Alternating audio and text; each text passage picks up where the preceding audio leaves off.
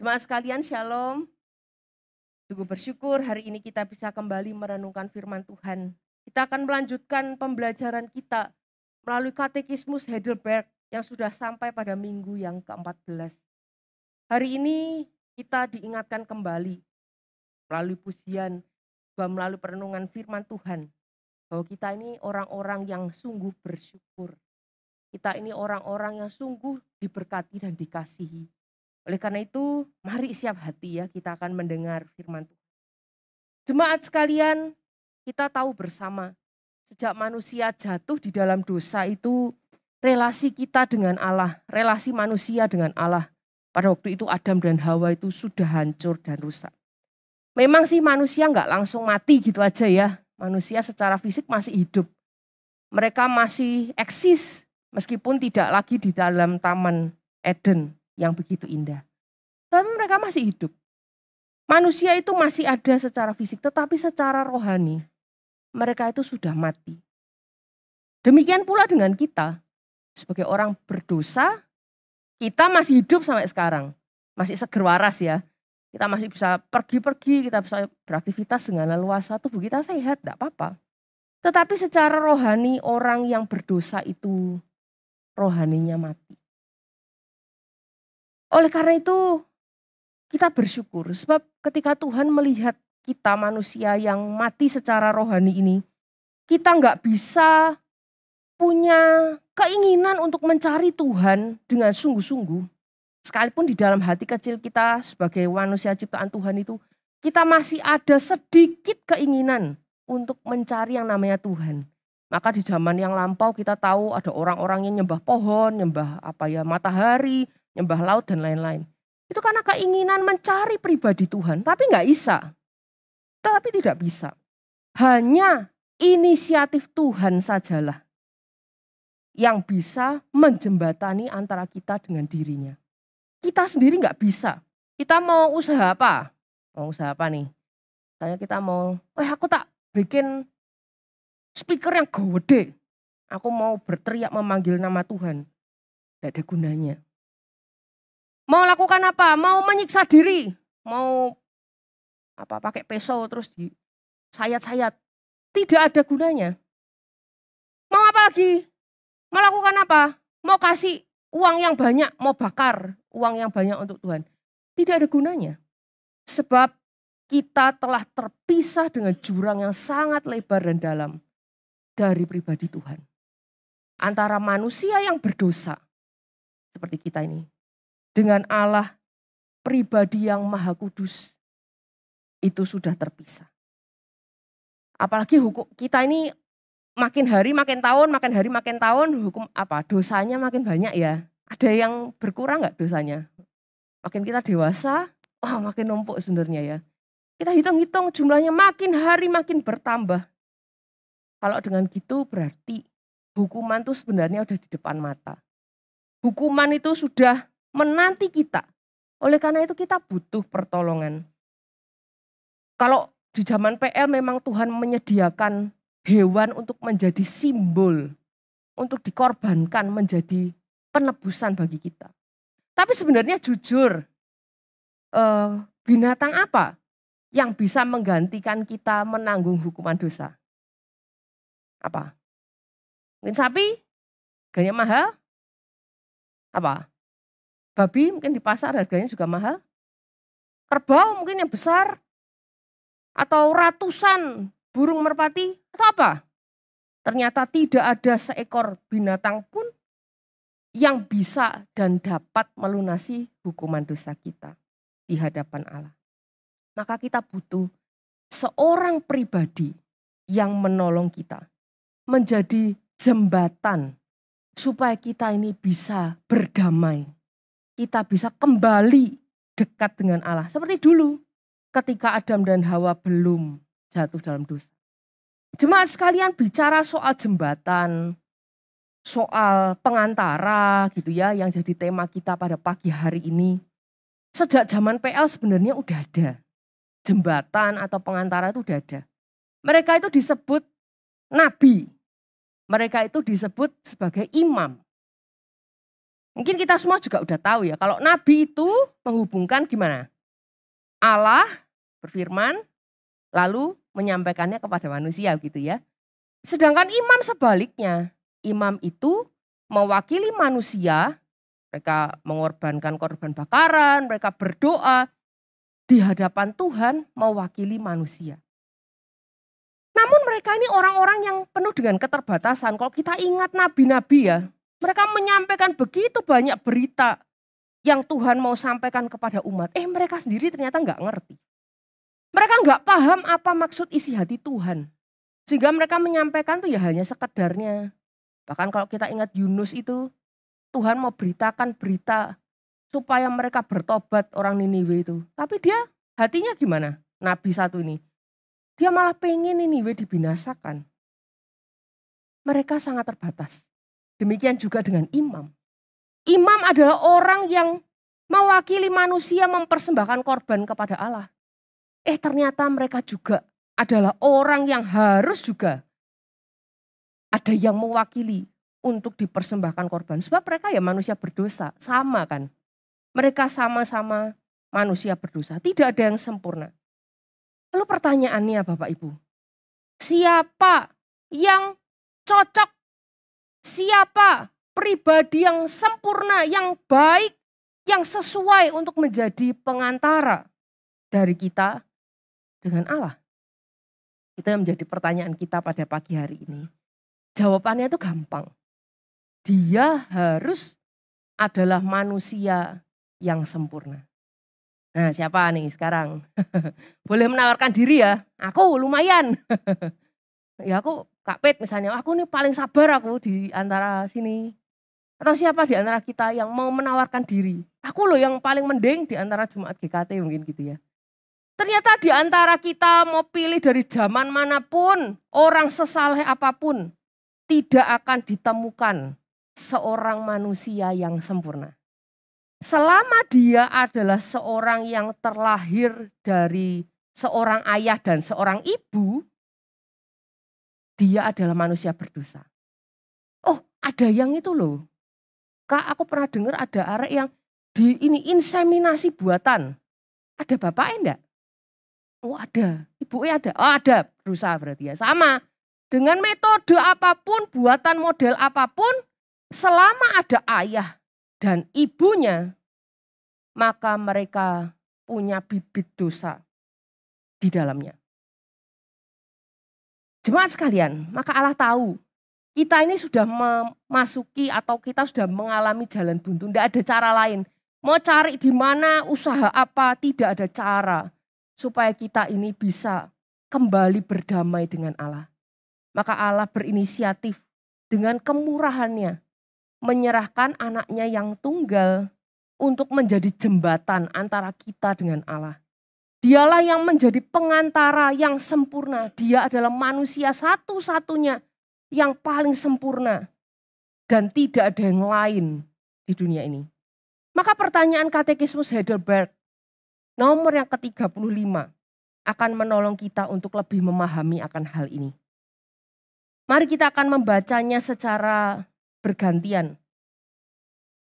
Saya akan bacakan pertanyaannya, jemaat Bapak Ibu sekalian bisa menjawab secara perlahan dan diresapi artinya.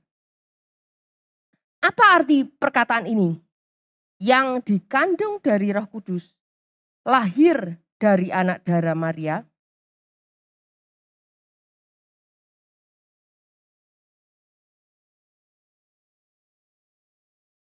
Allah sejati dan kekal, telah mengenakan tabiat manusia sejati dari daging dan darah anak darah Maria oleh karya Kristus supaya dia juga menjadi keturunan Daud yang sejati, yang dalam segala hal serupa dengan saudara-saudaranya, terkecuali dalam hal dosa. Iya, pengantara kita haruslah sempurna tanpa dosa. Supaya apa? Supaya pribadi itu bisa mendekat kepada Allah yang kudus, juga demikian mewakili manusia yang adalah manusia berdosa. Supaya ia layak menjadi wakilnya kita dan juga layak di hadapan Allah. Maka firman Tuhan itu menyatakan hal penting buat kita. Ada orang Kristen yang kadang nggak paham, kenapa sih penting Kristus itu lahir dari seorang anak darah? Kenapa penting doktrin ini atau pengajaran ini buat kita? Karena kalau misalnya Yesus itu ternyata lahirnya bukan dari anak darah, tetapi ya kayak kita ada bapaknya, ada ibunya. Dia tidak layak untuk menjadi juru selamat kita. Oleh karena dia lahir dari anak darah, yang oleh karya Roh Kudus itu dilahirkan, maka dialah yang layak menggantikan kita. Itulah pentingnya jemaat sekalian. Kita paham, kita percaya bahwa Kristus itu dilahirkan oleh seorang anak darah. Itulah sebabnya dia menjadi manusia yang sempurna. Dia itu 100%, dia sungguh-sungguh anak Allah yang lahir. 100% Allah. Dia juga lahir 100% manusia sejati. Dia punya darah dan daging seperti kita. Dia sangat istimewa. Sehingga dia bisa menjadi perantara kita dengan Allah. Jemaat Tuhan, kita kalau melihat hal ini, kita tahu bahwa Yesus itu tidak ada jalur dosa. Kita, sekali lagi, ada bapak, ada ibu, ini bibit dosanya itu mengalir di dalam pribadi kita sejak kita dilahirkan. Kita sudah punya bibit dosa tetapi Kristus sama sekali tidak ada. Sehingga tidak heran Kisah Para Rasul 4 ayat 12 itu menyatakan kepada kita begini. Dan keselamatan tidak ada di dalam siapapun juga selain di dalam Dia. Sebab di bawah kolong langit ini tidak ada nama lain yang diberikan kepada manusia yang olehnya kita dapat diselamatkan. Di dalam Alkitab, Yesus jelas disebut sebagai manusia. Jadi Tuhan Yesus itu bukan manusia setengah dewa. Bukan manusia setengah Tuhan. Atau Tuhan setengah manusia. Bukan. Tetapi dia 100% Allah yang sejati di dalam segala keilahiannya yang dia tanggalkan. Kemudian dia menjadi manusia yang sejati, yang 100% sama kayak kita. Jemaat sekalian, kenapa kok penting hal ini menjadi ingat-ingatan buat kita? Supaya kita ini bersyukur. Orang berkata gak mungkin Allah itu menjadi manusia. Sekarang dibalik ya. Lebih gak mungkin mana manusia menjadi Allah. Kalau manusia jadi Allah itu 100% gak mungkin. Tetapi kalau Allah menjadi manusia, dia pencipta kita, dia mau menjadi manusia, dia pasti bisa. Dengan segala kuasa dan keilahiannya. Dia sanggup untuk melakukan segala sesuatu termasuk ketika dia itu mau menjadi manusia. Dia menjadi manusia supaya kita ini punya pengantara. Kita ini dikasihi, kita ini ditolong, kita ini dijembatani, didamaikan dengan Allah. Jemaat yang terkasih, sekarang ya kalau misalnya kita memikirkan akan kehidupan kita. Siapa di antara kita yang tidak pernah melakukan dosa? Gak mungkin ya. Gak mungkin di antara kita. Ada orang berkata, aku dikit tok. Sayang sekali. Sedikit itu tidak berbeda dengan dosa yang besar dan banyak. Ketika Tuhan Yesus menjadi manusia, itu dia menjadi pribadi yang sempurna yang Tuhan kehendaki. Tidak ada dosa di dalamnya dan dia hidup di dalam ketaatan yang sempurna. Yaitu loh pribadi yang Tuhan inginkan ketika menciptakan manusia. Tetapi sayangnya manusia itu jatuh di dalam dosa. Jemaat sekalian, saya ketika belajar mempersiapkan khotbah ini, saya dalam beberapa minggu ini sakit ya. Saya menyadari kelemahan saya itu, saya sungguh lemah. Tetapi ada pribadi Allah itu loh yang maha kuasa. Tapi kok rela datang ke dalam dunia jadi lemah kayak saya. Saya sangat bersyukur dan saya sangat terharu. Sebab karena kasih Tuhan dia mau jadi sama kayak kita. Siapa sih manusia-manusia yang lemah ini? Manusia itu bisa lapar, bisa haus, bisa sakit, bisa ngalami ini, bisa ngalami penderitaan. Kenapa Allah yang maha kuasa, Allah yang maha kudus mau jadi kayak kita? Kenapa Allah yang begitu tinggi, yang begitu suci mau rela datang? Jadi kayak kita itu loh, kenapa? Kalau bukan karena kasihnya buat kita. Ingat jemaat sekalian, Tuhan Yesus dilahirkan oleh anak darah Maria itu. Dia bertumbuh dari kecil sama kayak kita. Dia enggak dari bayi Natal yang kita rayakan ya, moro-moro gede gitu enggak ya. Dia juga bertumbuh sama seperti kita. Itu jadi pertanyaan banyak orang. Tuhan Yesus tuh dulu bertumbuh ya sama kayak kita jawabannya ya. Sama seperti kita. Seperti anak-anak pada umumnya bertumbuh. Maka Lukas itu ngomong, Yesus makin bertambah besar dan bertambah hikmatnya dan besarnya. Makin dikasih oleh Allah dan manusia. Dia bertumbuh. Sama kok kayak kita. Dia lapar. Sama kayak kita. Dia haus. Dia nangis. Dia lelah. Dia bisa tidur, berjalan, bicara seperti biasa. Tuhan Yesus itu sama kayak kita. Sama. Kecuali dalam hal dosa. Dia adalah manusia yang sejati. Dia manusia yang sempurna. Kita akan baca Ibrani 4 ayat 15. Ini yang menjadi penghiburan bagi kita semua. 1, 2, 3. Sebab imam besar yang kita punya bukanlah imam besar yang tidak dapat turut merasakan kelemahan-kelemahan kita. Sebaliknya sama dengan kita. Ia telah dicobai, hanya tidak berbuat dosa. Dia adalah imam besar kita, tapi bukan imam besar yang gak ngerti apa-apa tentang kita. Dia itu datang berbeda dengan Allah-Allah, ilah-ilah yang lain yang seperti jauh di sana. Dia itu pribadi yang hadir sama seperti kita menjadi manusia. Supaya dia itu merasakan semua yang kita rasakan. Dia sangat mengerti kita, jemaat sekalian.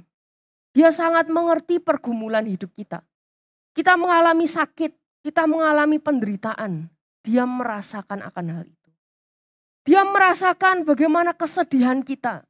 Dia merasakan bagaimana dosa itu menggoda di dalam kehidupan manusia. Dia telah merasakannya. Tetapi bedanya adalah dia menunjukkan kepada kita bahwa dia telah menang menghadapi itu semua. Dia telah mengalahkannya dan melaluinya. Maka kita bisa bersyukur dan kita nggak boleh lupa segala pergumulan hidup kita selama di dunia ini. Kita tahu Tuhan Yesus ngerti. Mungkin orang lain nggak bisa ngerti, orang lain nggak ngalami kayak aku soalnya gitu ya. Tetapi Tuhan itu ngerti kita. Dia telah mengalami apa yang kita rasakan. Bahkan jauh lebih parah dari penderitaan-penderitaan yang telah kita rasakan. Tapi di balik itu semua kita juga nggak boleh lupa. Dia tidak hanya manusia yang sejati. Dia juga adalah Allah yang maha kuasa, yang maha besar. Dia adalah Allah yang sejati, anak Allah yang kekal. Dan kita melihat bagaimana dia telah mengambil rupa seorang hamba. Menjadi rupa seorang manusia kayak kita. Mengosongkan dirinya. Tapi dia tetap Allah. Kolose 2 ayat 9 tuh ngomong gini. Sebab di dalam dialah berdiam secara jasmania seluruh kepenuhan Allah. Sekali lagi ya. Yesus itu manusia sejati. Tapi dia tidak kehilangan 100% Allah yang sejati. Dia itu loh yang menjadi perantara kita, jemaat sekalian. Kita akan baca satu ayat lagi ya. 1 Timotius 2 ayat yang kelima. Kita baca bareng-bareng. 1, 2, 3. Karena Allah itu Esa, dan Esa pula dia yang menjadi pengantara antara Allah dan manusia, yaitu manusia Yesus Kristus. Dia perantara kita, Alkitab jelas mengatakan begini. Yesus itu berdiri di antara Allah yang Maha Kudus dengan manusia yang berdosa. Kita ada gambar ya, saya akan tunjukkan sebuah gambar yang menolong kita untuk membayangkan apa sih peran Yesus yang sangat penting di dalam kehidupan kita. Dia 100% Allah dan 100% manusia. Next. Dia adalah jembatan satu-satunya yang bisa mendamaikan, yang kembali menyatukan antara kita dengan Allah lewat pribadinya. Satu-satunya, gak ada upaya lain, tidak ada upaya lain. Dia yang menjadi jembatan pengantara kita yang sempurna. Jemaat, ketika dia menjadi penengah ini, yang dia lakukan ada begitu hal penting. Satu, dia harus menjadi orang, menjadi manusia, menjadi pribadi yang menanggung segala murka Allah yang harusnya kita tanggung. Yang kedua, dia harus membayar lunas segala hukuman dosa kita. Yang ketiga, dia harus serahkan dirinya supaya bisa menjadi penebus bagi kita. Supaya dengan jalan demikian dia mendamaikan kita dengan Allah. Jemaat sekalian, dari segala hal ini, maka Katekismus Heidelberg, pertanyaan 36 akan menjadi rangkuman bagi kita. Saya akan bacakan pertanyaannya, jemaat sekalian silahkan membaca isinya atau jawabannya. Apa manfaat yang saudara peroleh dari kenyataan bahwa Kristus telah dikandung secara suci dan lahir? Dia adalah perantara kita karena ketidakbersalahan dan kesuciannya yang sempurna. Maka di hadapan Allah dia menutupi dosaku yang telah kusandang sejak aku dikandung dan dilahirkan. Jemaat sekalian, hal ini menjadi pengingat kita bahwa Kristus yang dikandung dan dilahirkan dengan suci itu, maka dialah yang menutupi segala dosa kita. Ada seorang penulis itu menggambarkan pengantara yang disebut di sini itu seperti perannya seorang pengacara dalam pengadilan. Kita tahu pengacara dalam pengadilan itu penting. Bagi kita orang yang berdosa dan kita tahu kita salah dan telah ditetapkan bersalah, pengacara itu penting sekali. Salah satu tugas pengacara adalah membela. Maka Kristus itu di hadapan Allah itu membela kita. Tapi bukan karena kita kebaikan atau kita kebagusan maka kita itu dibela. Tetapi karena dia menyatakan kebenarannya dan menutupi kita dengan kebenarannya. Yesus itu juga menyerahkan nyawanya supaya kita itu bisa diampuni dan dibebaskan. Bagi kita kadang kita tuh tidak bisa membayangkan betapa butuhnya kita akan pribadi Yesus sebagai seorang pengantara kita. Bagi kita mungkin ya Yesus ya Tuhan, pokoknya saya butuh, saya minta, saya butuh, saya doa, saya butuh, saya nanti ya ngomong sama dia. Saya nyembah dia ya ibadah oke. Tapi kita enggak pernah sungguh-sungguh di dalam hati kita sadar betapa butuhnya kita akan dia. Karena kita orang bebas. Saat ini kelihatannya. Tetapi bagi orang yang sedang divonis hukuman mati, seperti Bapak FS, ingat ya, dia sedang berada di dalam kondisi hidupnya di ujung tanduk. Maka orang-orang seperti inilah yang pasti merasakan dengan sungguh betapa butuhnya dia akan seorang pembela. Seorang yang menjadi pengantara yang kalau bisa itu bisa membela dia, meringankan hukumannya. Kalau bisa menggantikan dia menanggung hukuman dan membebaskannya. Serta menyelamatkan dia.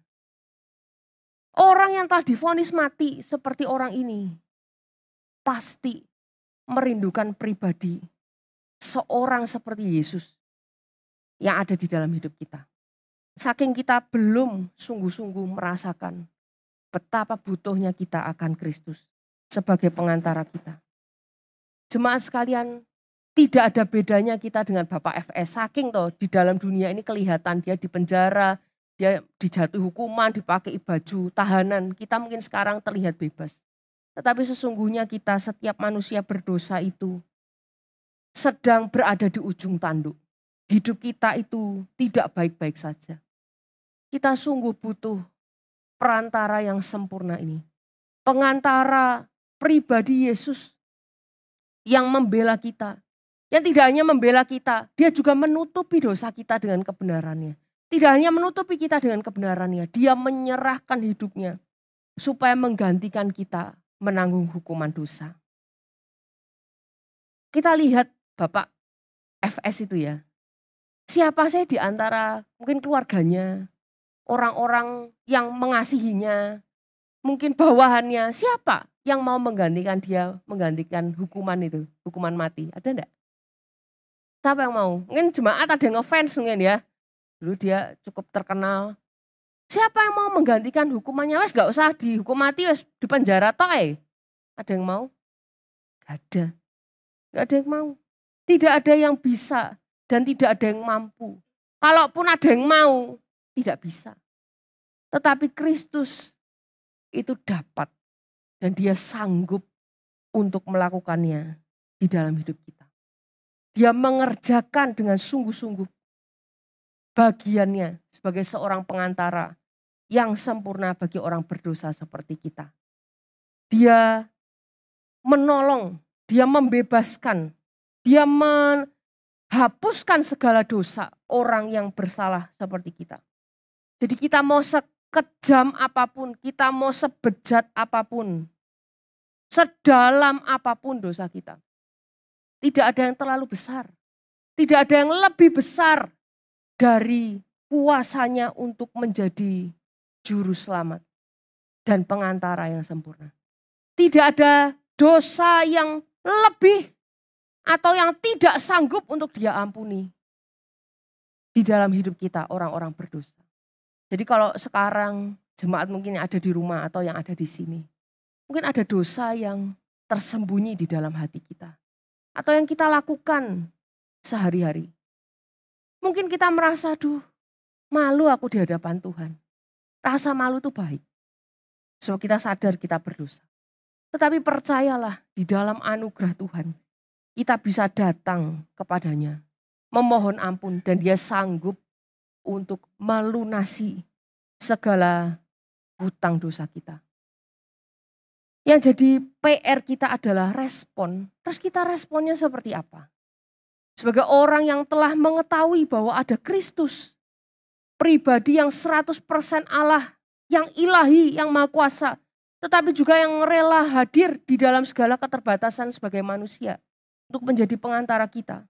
Maka bagaimana respon kita? Saya menemukan rumusan atau rangkuman yang sangat baik, disingkatnya jadi ABC. Jadi respon kita. Admit A. Atau bahasa Indonesianya akui. Akuilah bahwa kita, engkau dan saya adalah orang berdosa yang memerlukan juru selamat. Akui. Dan mintalah kepada Allah untuk mengampuni dosamu. Dan supaya Allah itu menolongmu dan menolong saya untuk berbalik dari segala dosa kita. Yang kedua, B. Believe. Percaya. Percayalah bahwa Yesus telah mati untuk engkau dan saya. Dan ia telah bangkit dari antara orang mati. Dan kemudian dia menang terhadap dosa dan segala kematian serta segala hukuman yang menjadi beban orang percaya, orang berdosa. Maka percayalah kepada dia.